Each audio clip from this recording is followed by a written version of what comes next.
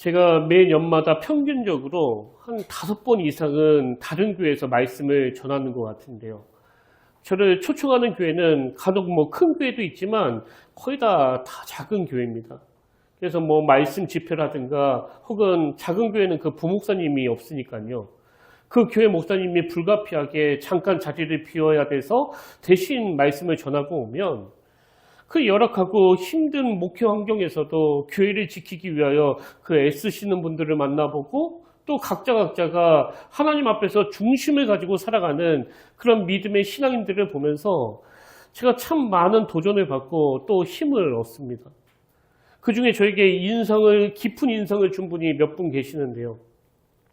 제가 여기 평택에 올라오고 얼마 안 지났을 때 한 3일 동안 말씀을 전했던 적이 있는데 그 교회는 구미에 있는 자그마한 교회입니다. 성도님들이 한 10분 정도 출석하시는데 교인 수도 아담하지만 그 교회 대부분의 성도님들은 이제 평균 연령이 다 높으세요. 그래서 제가 3일 동안 평택에서 왔다 갔다 하는 게 어려우니까 그 교회에서 숙소를 잡아줘서 거기에 머물렀었는데요. 저를 교회까지 차를 태워다 주시는 분이 그 연세가 80세가 넘으신 할머니이셨어요. 그 고령의 어른이 이렇게 새파랗게 젊은 저를 태워가지고 교회까지 데려다 주시고 또 집회가 끝나면 다시 숙소로 데려다 주셨는데 저는 그게 굉장히 인상적이었습니다. 이분이 차를 타고 가는 내내 우리 교회는 말이야 젊은이들이 다 떠나가지고 내가 이 나이에 강사를 모시고 있다고 이런 말씀은 일절 없으시고요. 목사님 얼마나 감사합니까? 하나님이 제게 건강을 주셔서 이렇게 교회를 섬기게 하셨다고. 그리고 그 다음날 만나면 또 이런 말씀을 하세요. 제가 어젯밤에 목사님을 모시다 드리고 다시 교회 가서 그 뒷정리를 하다가 11시가 넘어서 집에 들어갔는데 그런데도 하나도 피곤하지 않아서 내가 얼마나 감사한지 모르겠다고. 그 차 안에서 이분이 저에게 던져주시는 그 한마디 한마디가 너무 감동적이었습니다. 그리고 차를 타고 가다가 제가 약간 그 불안해하는 것처럼 느끼셨는지 이런 말씀을 하시는 거예요. 목사님 이래봐도 제가 50년 무사고 운전자입니다. 그렇게 너무나 밝게 교회를 섬기고 봉사하시는 이 어른을 제가 뵈면서 이분에게서 느껴지는 그 깊은 내공이라고 그럴까요? 그 저력을 제가 보았습니다. 이건 하루아침에 생긴 게 아니고 오랫동안 주님 안에서 쌓아져 온 그런 내공이구나. 그리고 이분뿐만이 아니라 거기 계시는 모든 성도님들이 하나같이 교회를 너무나 사랑으로 섬기는 모습을 보면서 제가 참 도전을 받았고요. 그런가 하면 또 저에게 감동을 준 교회가 있었는데 그 저녁 집회 전에 그 교회 은퇴하신 장로님 부부가 저에게 그 식사 대접을 한 적이 있거든요. 그래서 식사를 하면서 이런저런 대화를 나누는데 이 부부는 참 대단하신 분들이에요. 이제 해외 선교사님들이 한국을 방문하게 되면 이제 자기 집을 다 개방해서 이제 머물 데가 없는 분들을 위해서 숙소를 제공해 주시고 식사를 제공해 주시고 또 차량을 제공해 주시고 이런 일을 몇십 년간 해왔다고 하시더라고요. 사실 현역이 있는 것도 아닌데 개인이 하기에는 좀 부담이 되지 않겠습니까? 손님이 오시면 그때그때마다 식사를 대접해야 되고 또 그 차를 제공해 주시려면 계속 유지를 하고 있어야 되니까 거기에 소소한 지출이 많이 들거든요. 그런데도 이 은퇴하신 장로님 부부가 그걸 너무나 기쁘게 감당하시는데 제가 이분들과 대화를 나눌수록 그 향기가 느껴진다고 그럴까요? 주님 안에서 오랫동안 신앙생활을 하신 분들에게서 느껴지는 그 향기요. 그래서 제가 그때 장로님, 권사님이 출석하시는 교회는 참 복입니다, 복. 이런 어른이 계시니 그 교회 성도님들이 얼마나 좋겠습니까? 그런 이야기를 드렸던 기억이 있는데요. 시간이 꽤 지났는데도 이 장로님 부부하고의 만남이 제 마음에 그 선물처럼 남아있는 겁니다. 그러고 보면 성경에도 그리스도의 향기가 난다는 표현을 쓰지 않습니까? 사실 아까 맨 앞에 말씀드렸던 성도님이 한 10명 정도 모인다는 그 교회 담임 목사님도요. 저에게 상당히 도전을 주신 분이에요.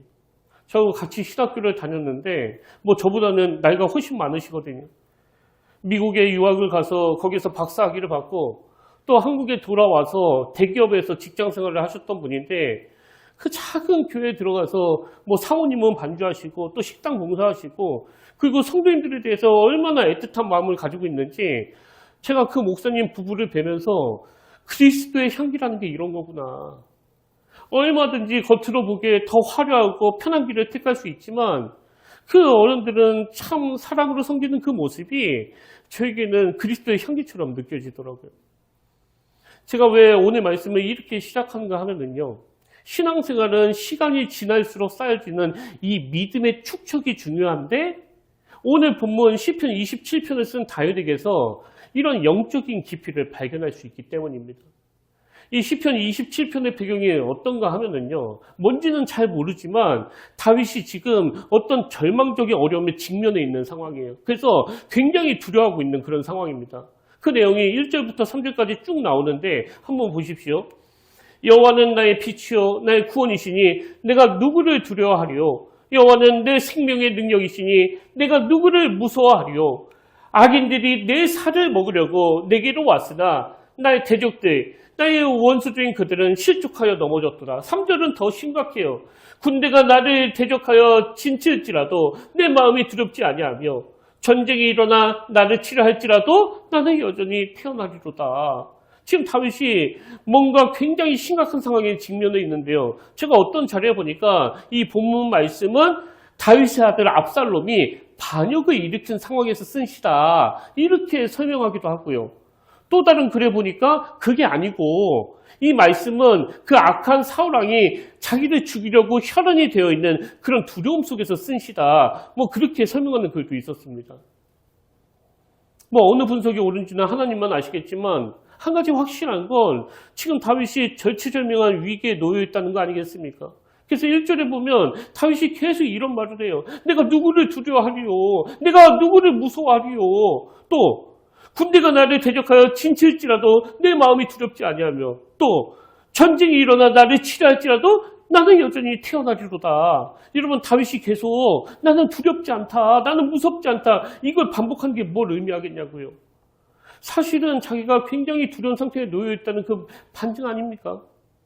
예를 들어서 어떤 분이 제주도로 한 일주일 휴가를 받아갔는데 아침에 막 너무 상쾌하게 잘 자고 막 커튼을 열면서 나는 두렵지 않아. 나는 하나도 안 무서워. 뭐 그런 분은 안 계시잖아요. 그건 그냥 평안한 상태니까. 지금 다윗은 그렇지 않습니다. 굉장히 두려움이 엄습하는 그런 상황에서 안간힘을 쓰고 있는 거거든요.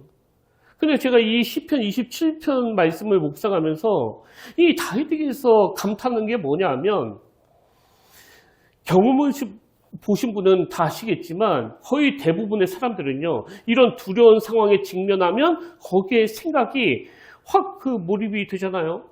그래서 자려고 누워도 그 생각 때문에 잠이 안 오고 또 억지로 자고 일어나도 그 생각 때문에 아침을 두려움으로 시작해야 되고 거기에 막 시선이 확 몰입하게 되는데요. 다윗은 정말 대단한 게 1절에서 3절까지 그런 두려움이 엄습하는 상황인데 바로 4절에서 그 시선을 확 바꿔버려요. 자, 4절 한번 보십시오. 내가 여호와께 바라는 한 가지 일 그것을 구하리니 곧 내가 내 평생에 여호와의 집에 살면서 여호와의 아름다움을 바라보며 그의 성전에서 사모하는 그것이라. 이 시선 전환이 너무 빨라가지고 이 흐름이 좀 생뚱맞기까지 해요.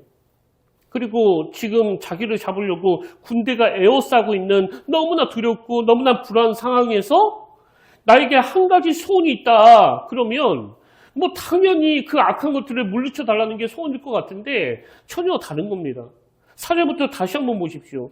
내가 여호와께 바라는 한 가지 일 그것을 구하리니 곧 내가 내 평생에 여호와의 집에 살면서 여호와의 아름다움을 바라보며 그의 성전에서 사모하는 그것이라. 세 번역은 더 생생해요. 주님, 나에게 단 하나의 소원이 있습니다.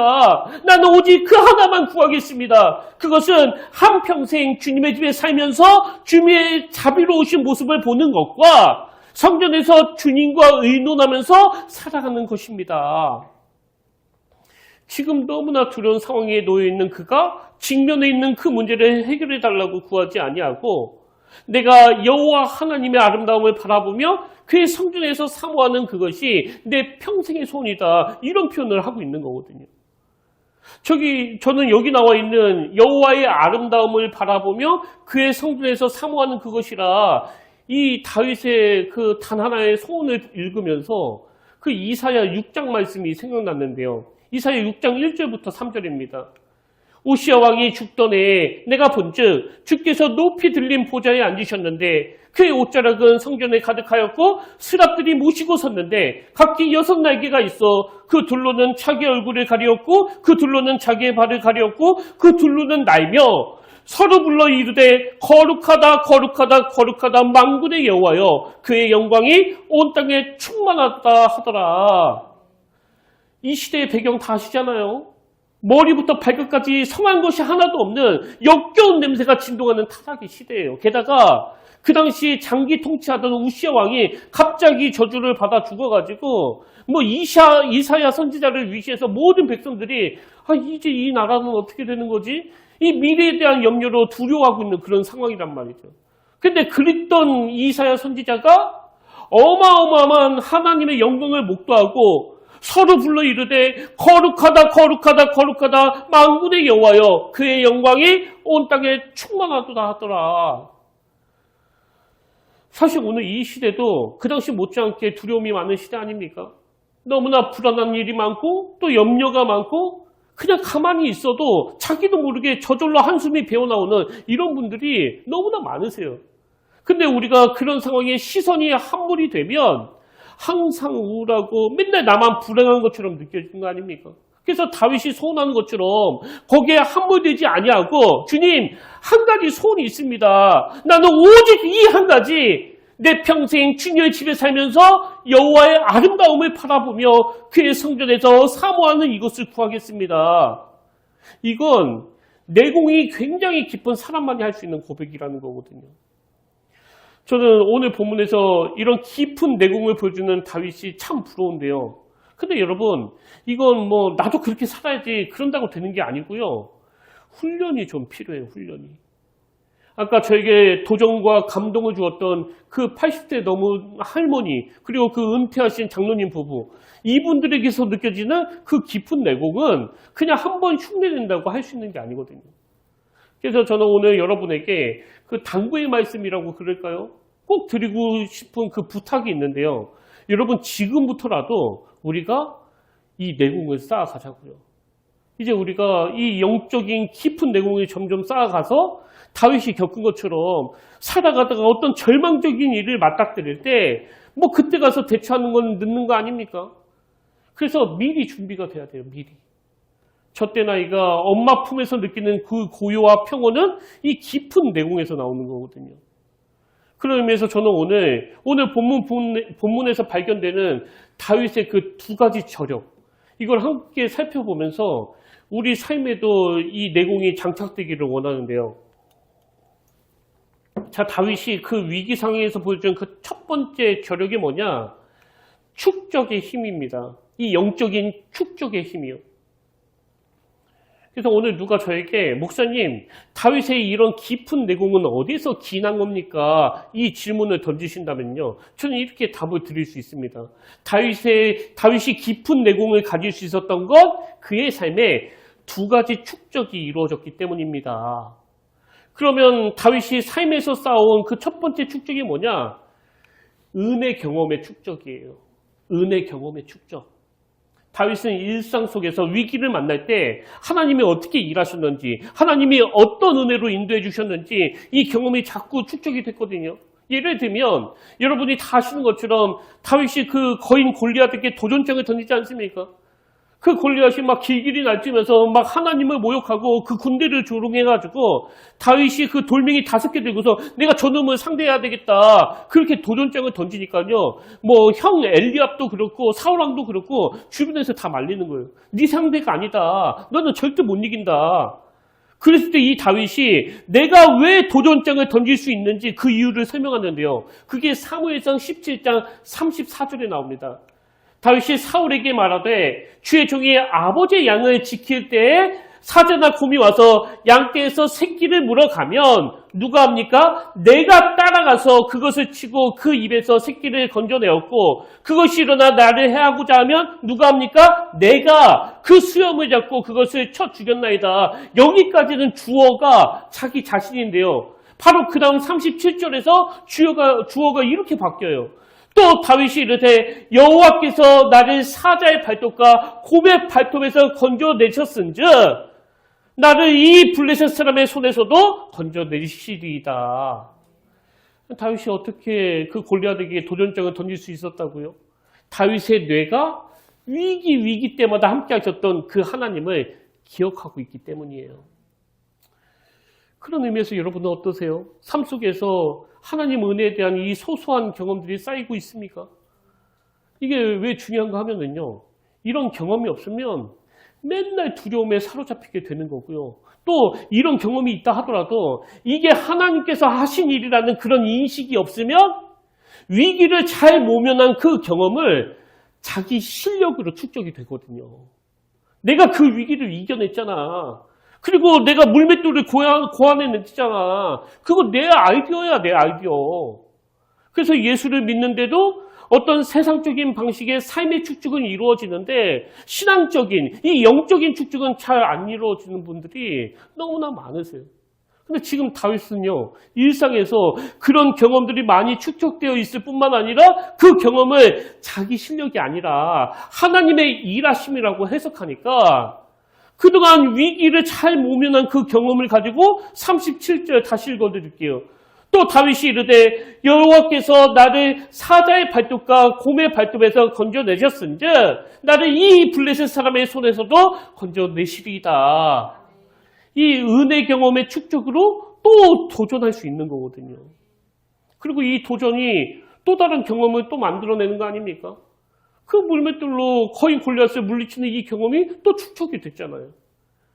그래서 예수 믿는다는 것은요, 어떤 이론을 쌓아가는 게 아니에요. 삶 속에서 하나님의 임재를 경험하고 삶 속에서 하나님이 부어주신 그 은혜가 자꾸 축적이 되어가는 거예요. 그런 면에서 보면 모태신앙인이 가지고 있는 복음 뭐 이루 말할 수 없는 거 아닙니까? 어릴 때부터 이 경험이 계속 축적이 되는 거거든요. 그래서 제가 연초에 그 집집마다 하늘양식이라는 가정 예배소를 드렸는데요. 여러분이 1대 믿음의 부모님이 되신다면 여러분의 자녀들은 다윗처럼 이 은혜 축적의 혜택을 받아 누리게 될 줄로 믿습니다. 이게 삶 속에서의 영적인 축적이에요. 그런가 하면 다윗에게 깊은 내공을 만들어준 축적이 하나 더 있는데요. 그게 뭐냐니까 기도의 축적입니다. 기도의 축적. 자, 오늘 본문 4절을 그 개역 한글로 한번 보십시오. 다윗이 이렇게 말해요. 내가 여호와께 청하였던 한 가지 일, 곧 그것을 구하리니 곧 나로 내 성전에 여호와의 집에 거하여 여호와의 아름다움을 앙망하며 그 전에서 사모하게 하실 것이라. 제가 그 주석에 보니까 여기 나와 있는 내가 여호와께 청하였던 그 한 가지 일, 이게 시제로 보면 완료 시제라고 그러는데요. 이게 어떤 의미를 가지고 있는가 하면 다윗이 여호와께 청하는 그 한 가지가 지금 처음 즉흥적으로 드리는 기도가 아니라 과거에서부터 지금에 이르기까지 계속 해오던 기도라는 거예요.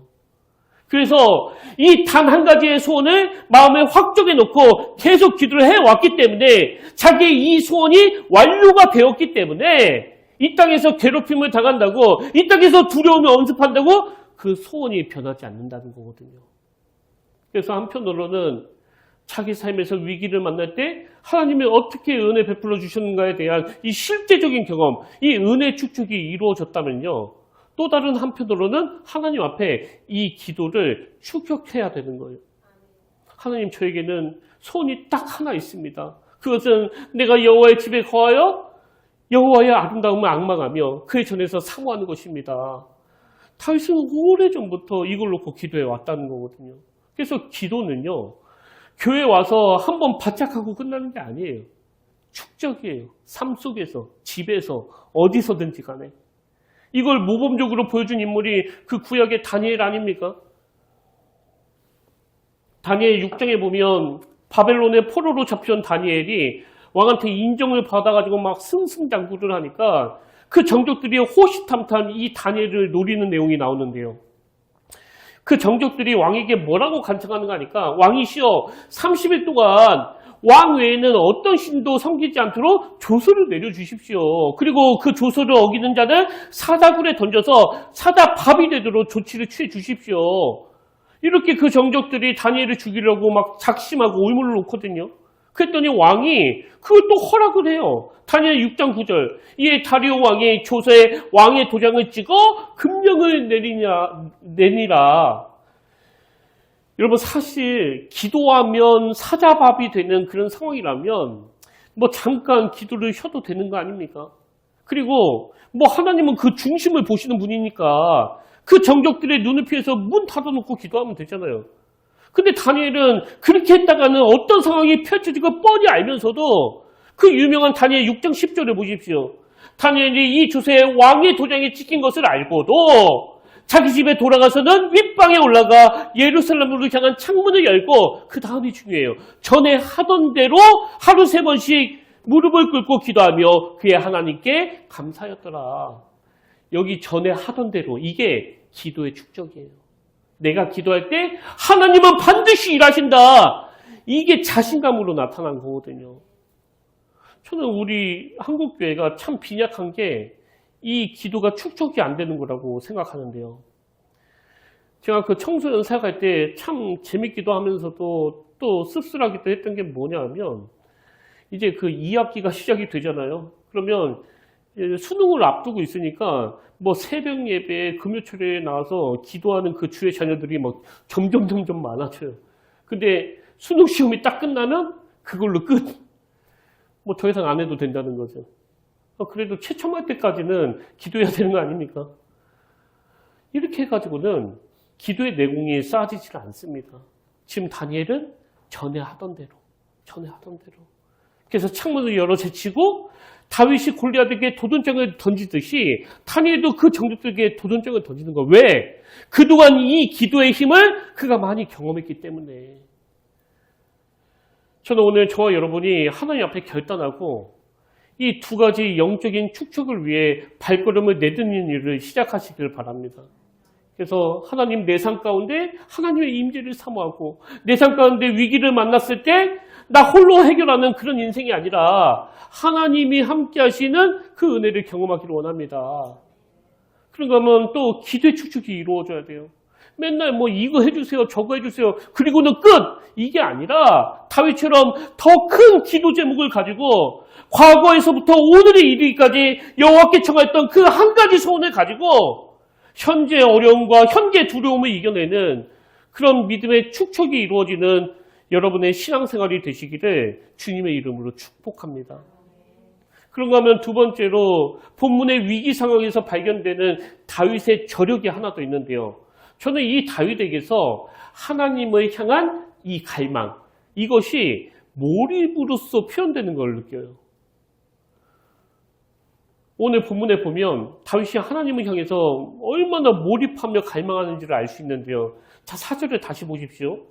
내가 여호와께 바라는 한 가지 일, 그것을 구하리니 곧 내가 내 평생에 여호와의 집에 살면서 여호와의 아름다움을 바라보며 그의 성전에서 사모하는 그것이라.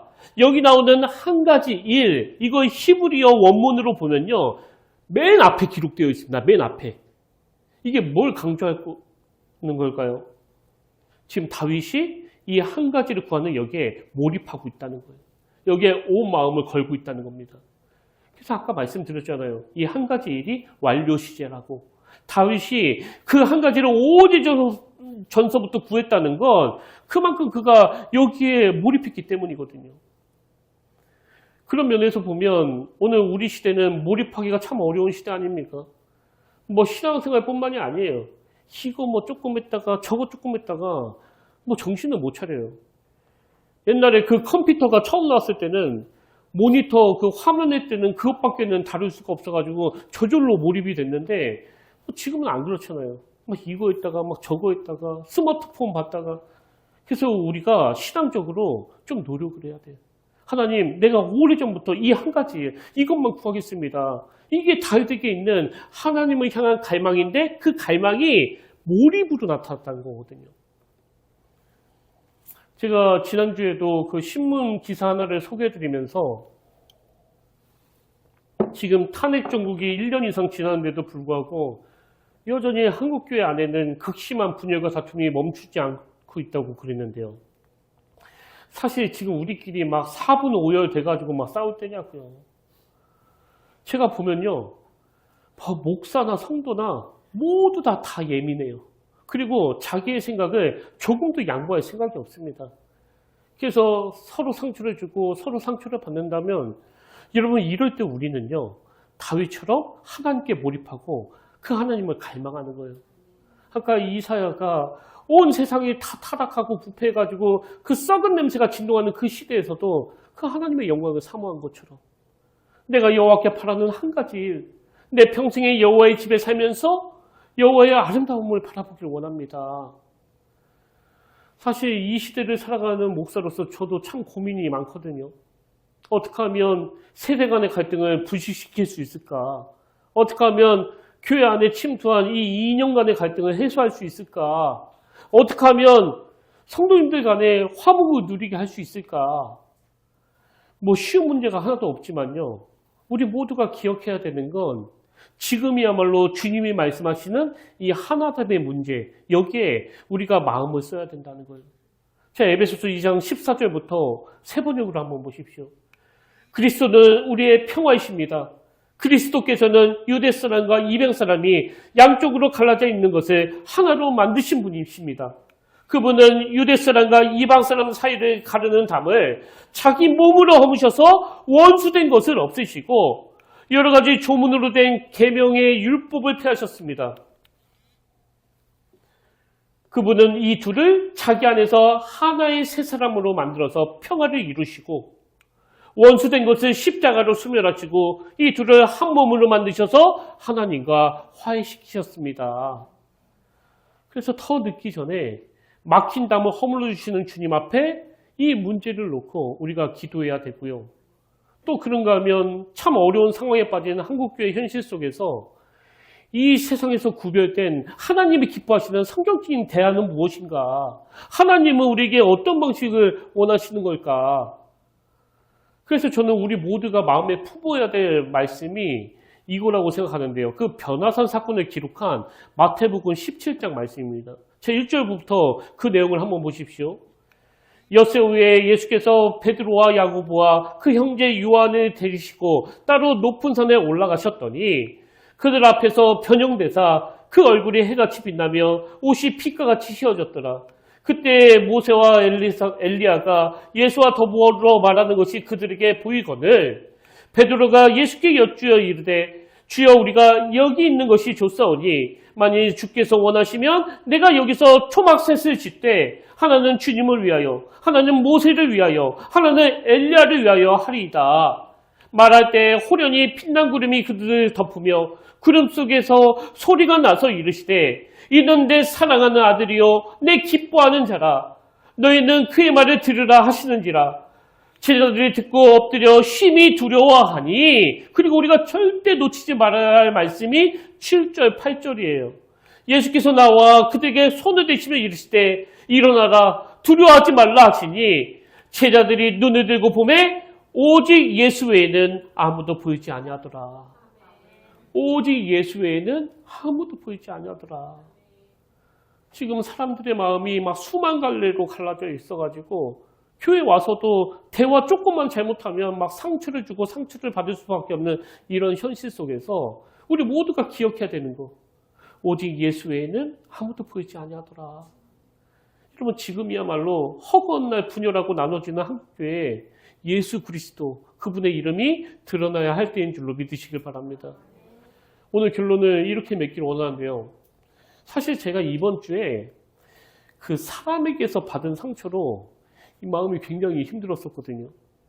그래서 제가 겪었던 그 답답하고 억울한 일에 대해서 간증을 하려고 준비했는데요. 하나님께서 제 마음에 계속 주시는 말씀이 그거 다 빼라. 너만 답답하냐? 너만 억울하냐? 그거 다 빼라. 그래서 여러분이 참 좋은 건 설교가 좀 짧아졌습니다. 그래서 제가 가지고 있는 답답한 마음, 제가 가지고 있는 억울한 마음, 이 모든 걸 다 내려놓고 오직 예수 외에는 아무도 보이지 아니하더라. 이번 기회에 더 하나님께 무릎을 꿇고 저의 연약함을 돌아보고 맨날 억울하다 이런 소리 하는 건 그건 초보 때는 하는 일이라면 아까 그 80세가 나오신 할머니까지는 아니라 하더라도 저도 이제는 내공을 쌓아야 될 때라는 생각을 하는 거거든요. 그래서 항상 우리는 현재 내 감정에 함몰되어 있는 그 시야를 들어서 오직 예수 외에는 아무도 보이지 않았더라. 여기에 마음을 담으셔야 되고요. 다윗처럼 군대가 사방으로 진치고 있는 그런 절망적인 상황에서도 내가 그 문제를 해결하려고 애쓰는 게 아니라 하나님, 내가 오랫동안 기도해왔던 그 한 가지, 그것을 구하리니 곧 내가 내 평생의 여호와의 집에 살면서 여호와의 아름다움을 바라보며 그의 성전에서 사모하는 그것이라. 그런 의미에서 이번 주에 제 마음에서 계속 맴돌던 찬양이 하나 있었는데요. 그 찬양 제목이 나의 하나님이에요. 나의 하나님. 이 찬양이 처음에 나의 사랑, 너는 어여쁘고 참 귀하다. 어느 보석보다 귀하다. 이 아가서 말씀을 가지고 시작이 되는데요. 그 하나님의 사랑을 이렇게 피력하고는 중간에 이런 내용이 나옵니다. 풀은 마르고 꽃은 시드나 주의 말씀은 신실해. 쉴 수가 없으신 주만 바라라. 풀은 마르고 꽃은 시드나 주의 말씀은 신실해. 쉴 수가 없으신 주만 바라라. 이게 오직 예수 외에는 아무도 보이지 아니하더라. 이거와 같은 맥락 아닙니까? 그리고 그 후렴가사에 보니까 주님의 나라와 뜻이 내 삶 속에 임하시며 주님의 나라와 뜻이 내 삶 속에 임하시며 내 생각도 아니고 당신 생각도 아니고 하나님의 생각이에요. 하나님은 우리에게 뭘 원하시는가? 그리고 또 그 다음 가사를 보니까 거룩히 살아갈 힘과 두려움 없는 믿음 주실 나의 하나님. 그래서 제가 요번에 또 새삼 깨달았죠.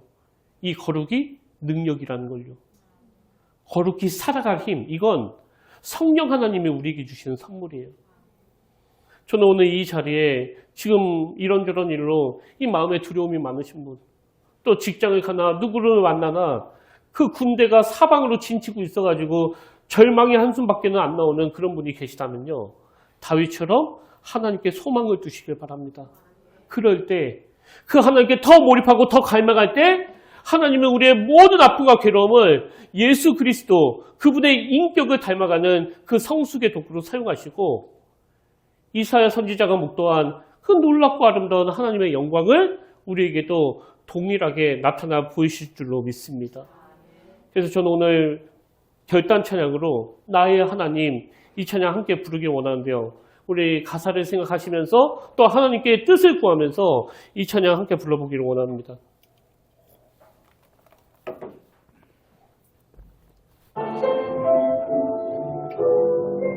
나의 사랑, 나의 사랑,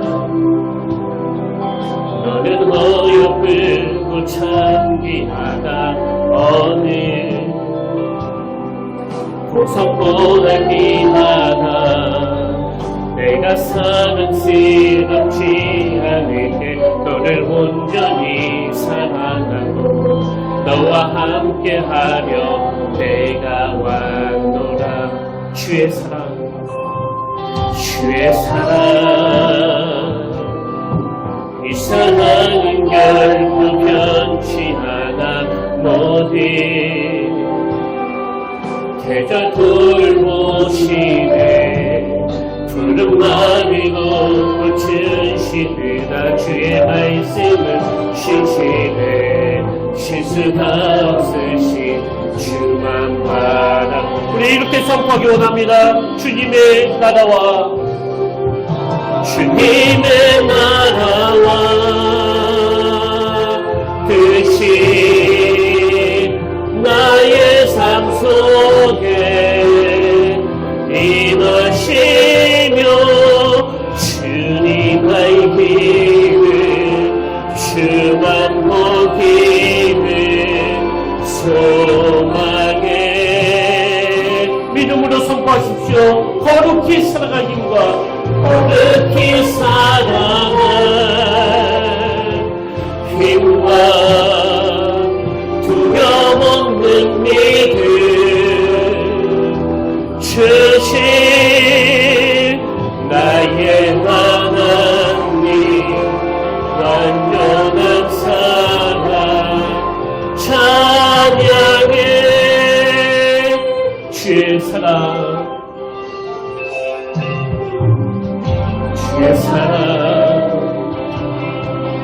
사랑은 결코 변치 않아 너희 그를 돌보시네 푸른 마음으로 고치시네 주의 말씀을 주시네 실수나 없으신 주만 바라라 그럴 때 주님의 나라와 주님의 나라와 뜻이 나의 삶 속에 임하시며 주님 알기 주만 먹이는 소망에 거룩히 살아갈 힘과 거룩히 살아갈 힘과 두려움 없는 믿음 주신 나의 하나님 완전한 사랑 찬양해 찬양하리 찬양하리 만금의 주 영원히 함께 하시네 정의하신 사랑의 왕 영원히 통치하시네 주님의 나라와 주님의 나라와 뜻이 나의 삶 속에 임하시며 주님 알기는 주만 먹이는 소망에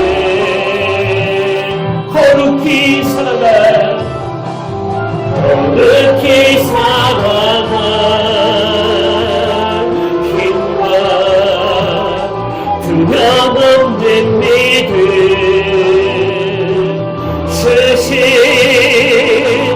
나의 하나님 완전한 사랑 찬양해 거친 파도 날 향해 와도 거친 파도 날 향해 와도 주와 함께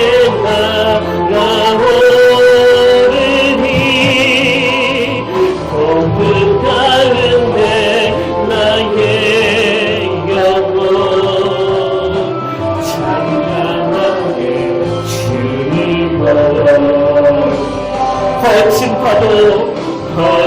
파도 날 향해 와도 주와 함께 날아오르니 독특 가운데 나의 영혼 찬양하게 주를 모이라 살아계신 하나님 아버지 다윗처럼 오늘 우리에게도 이 한 가지 소원을 허락하여 주시길 원합니다. 그가 경험했던 수많은 아프고 힘들고 도망다니고 쫓겨다녔던 그 모든 것들이 영적인 축적이 되어서 하나님이 어떤 은혜로 인도해 주셨는가가 다윗의 삶 가운데 깊은 내공이 쌓여가는 재료가 되었듯이 오늘 이런저런 아픔을 가지고 예배하는 주님의 귀한 자녀들, 그들이 경험하는 그 눈물이 영적으로 하나님이 함께 하심을 경험하는 재료가 되고 도구가 되게 하여 주시옵소서. 이 축복의 은혜가 우리 성도님들 삶 속에 차곡차곡 쌓여지도록 도와주시고, 그리고 무엇보다도 아버지 하나님을 향한 그 갈망하는 마음을 허락해 주셔서 분열과 갈등을 일으키는 내 판단은 물러가고, 또 상대방을 향해 분노를 일으키는 내 감정은 내려놓고 오직 예수밖에는 보이지 아니하는 주님께 더 몰입하는 믿음으로 한 걸음 더 성장하도록 친히 인도하여 주시옵소서.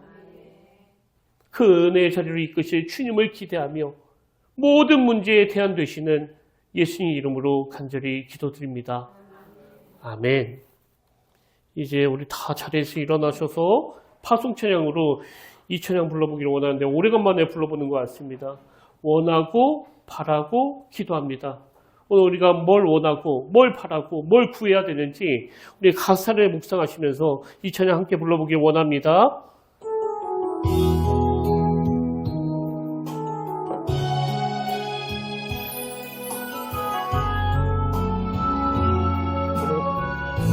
이 세상을 살아가는 동안에 이 세상을 살아가는 동안에 나의 힘을 의지할 수 없으니 기도하고 낙심하지 말 것을 주께서 찬송하니 되심이라 주의 길을 걸어가는 주의 길을 걸어가는 동안에 세상에 것 의지할 수 없으니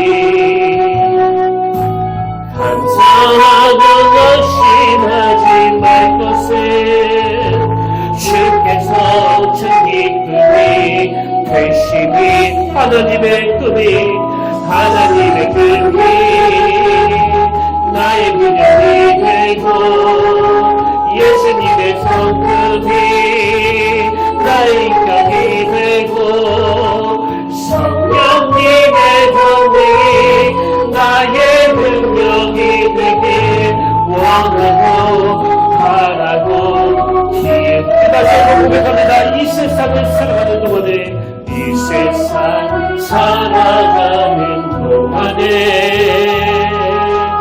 나의 힘을 의지할 수 없으니 기도하고 낙심하지 말 것을 주께서 참 소망이 되심이라 주의 길을 걸어가는 주의 길을 걸어가는 동안에 세상에 것 의지할 수 없으니 감사하고 낙심하지 말 것을 주께서 참 기쁨이 되심이 하나님의 꿈이 하나님의 꿈이 나의 분양이 되고 예수님의 성품이 나의 인격이 되고 성령님의 권능이 나의 능력이 되길 원하고 바라고 기도 하나님의 꿈이 하나님의 꿈이 나의 기념이 되고 예수님의 성품이 나의 인격이 성령님의 거룩이 성령님의 거룩이 나의 능력이 되길 원하고 바라고 기도합니다. 아멘. 주님, 나에게는 단 하나의 소원이 있습니다. 나는 오직 그 하나만 구하겠습니다. 그것은 한평생 주님의 집에 살면서 주님의 자비로우신 모습을 보는 것과 성전에서 주님과 의논하면서 살아가는 것입니다. 하나님, 이번 한 주간 우리 내면에서 이 깊은 내공을 쌓는 이 훈련이 이루어지도록 도와주시고 보다 높은 목표를 가지고 영혼을 사모하고 영혼을 바라보고 영혼이 가치가 있는 것을 꿈꾸면서 날마다 은혜로 인도해 주시는 그 하나님과 함께 일상 가운데 거룩이 능력이라는 것을 맛보는 아름다운 믿음의 자녀들 다 되도록 인도하여 주시옵소서.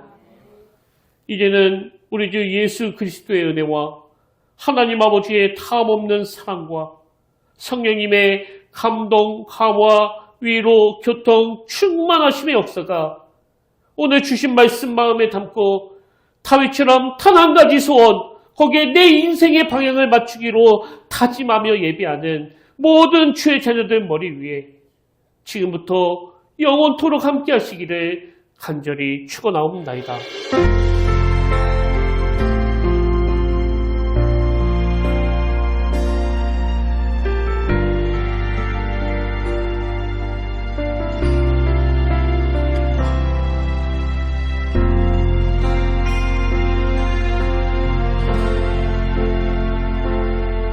지금 서 있는 이곳에서 높임을 받으소서. 내가 받는